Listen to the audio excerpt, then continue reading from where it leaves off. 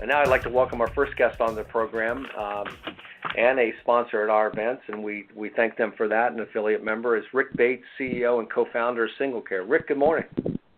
Good morning. Thank you for having me. Hey, good to have you here, Rick. And you're coming from my hometown there. If you're coming from That's Columbus. Right. Yeah, go Buckeyes.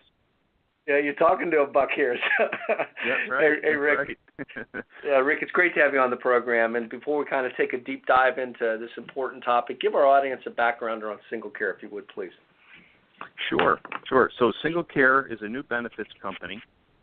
What we've tried to do is create a solution for consumers to purchase healthcare goods and services directly. So SingleCare is an online retail marketplace that has full transparency of pricing and a broad array of healthcare goods and services, ranging from pharmacy benefits to dental, vision, behavioral health, chiropractic care, physical therapy. I'm really focused on outpatient care necessities.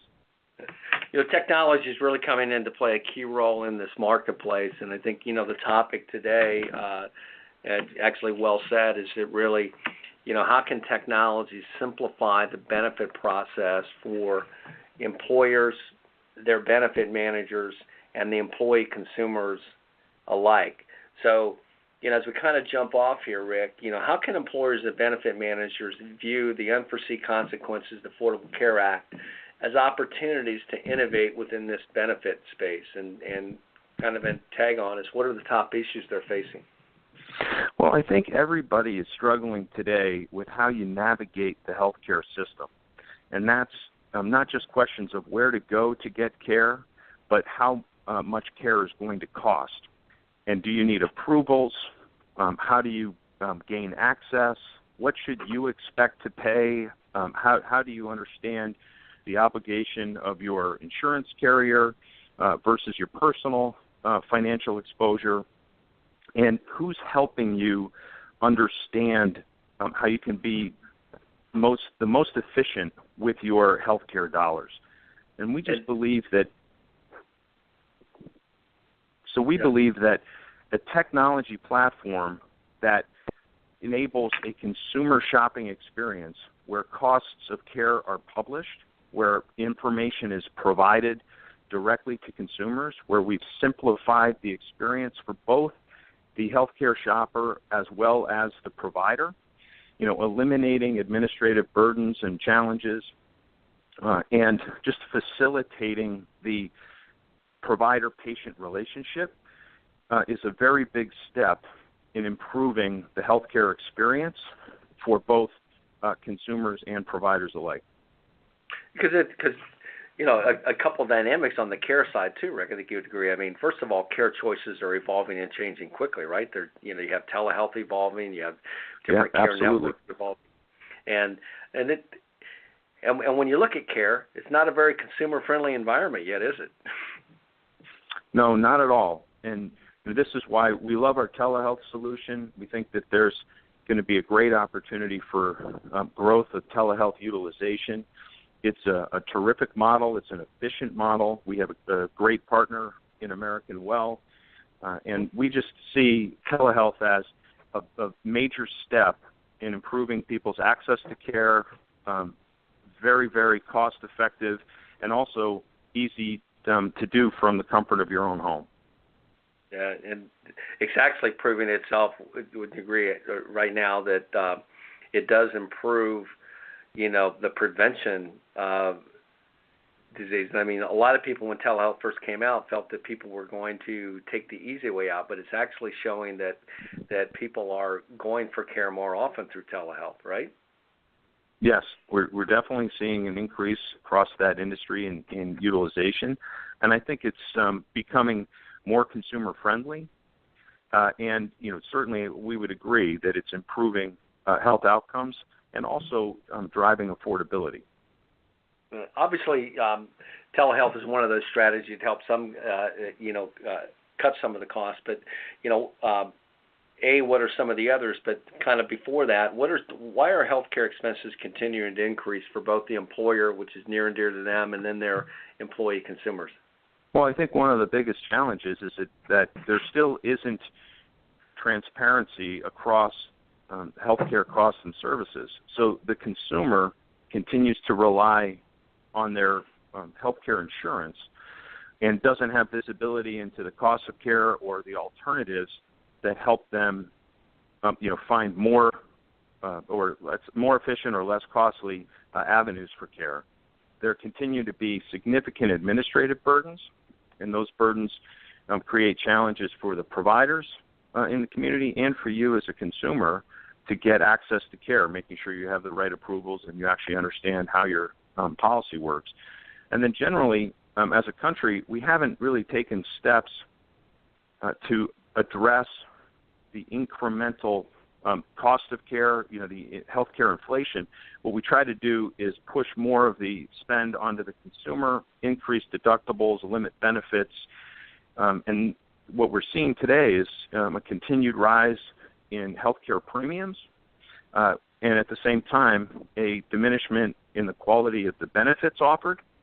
So there's just more challenges that both the employer and the actual employee or consumer face, and there don't seem to be cost-efficient solutions that have really made their way into the employer market the way that they should. Yeah.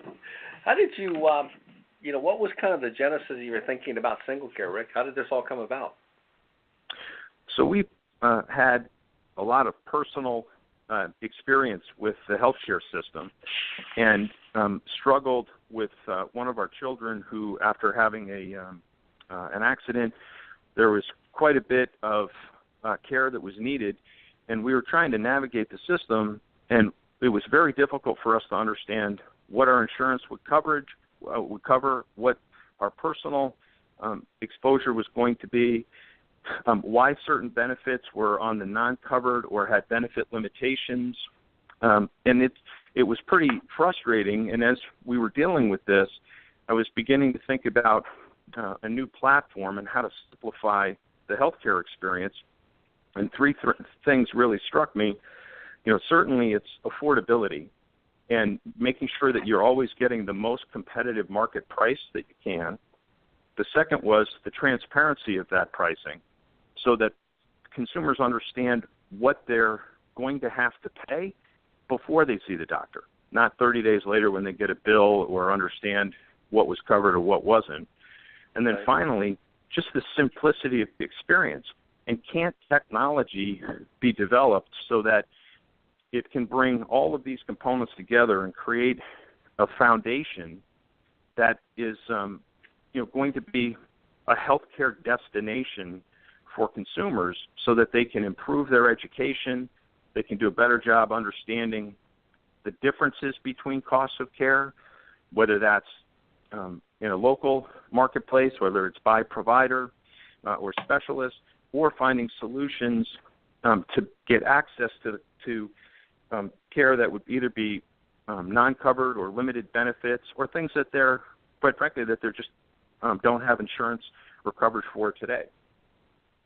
So from an employer and benefit manager perspective, and take me through how they can take advantage of SingleCare and use the platform to kind of elevate their benefit program. It's a great question.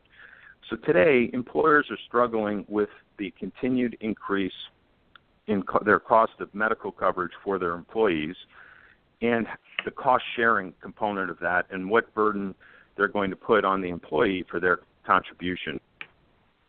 SingleCare has been developed to offer a suite of products and services at no cost to the employer or the employee. So we don't charge a subscription fee or a membership fee.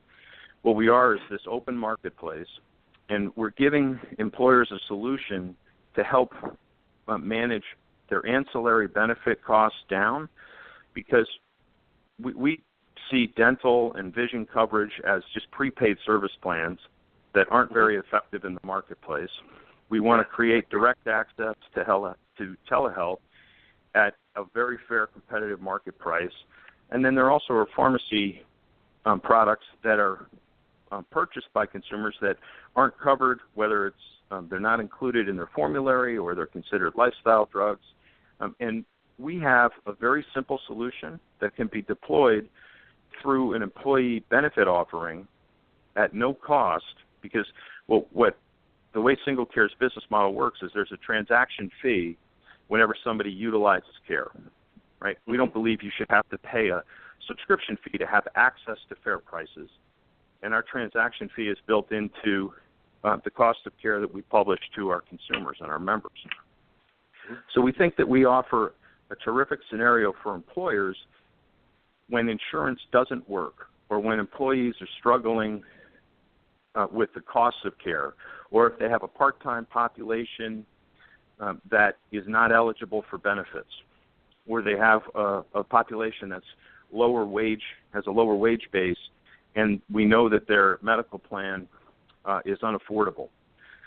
So we've tried to build the simplest platform that an employer could offer to their employees, incorporate into their benefit plan, and it's basically a no-cost solution for them that adds a tremendous amount of value.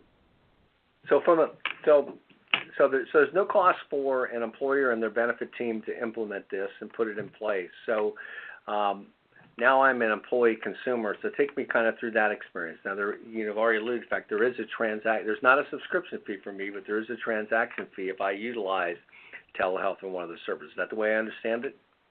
Yes. So okay. We've tried to build SingleCare so that it resembles a typical online shopping experience. So if you look at a company like Amazon or eBay, when you get online and you want to shop and search for goods and services, you'll create your own member profile where you put in your personal information, including name and address, email, and also your credit card. And then you determine what products and services that you want, identify where you want to get them, and then you aren't charged unless you actually purchase. So it's the same principle. It is really meant to be an open retail marketplace. Where SingleCare makes its money is in the published pricing for services, we have built in a transaction fee. So, for example, if you went to see the dentist and your charge was $100, SingleCare would manage that transaction. When the dentist checks you in, then you're authorized for service. They turn around, complete your care, you're billed $100, and they check you out of the dentist's office. That $100 is charged to the consumer's credit card, and then our contractual rate would be less than $100, and we would reimburse the dentist's office accordingly. And so the consumer never pays more than what the published price is on our site, and then the provider benefits from working with us because we make payment in full in 48 hours to them. And then everybody has an electronic record and history of their experience.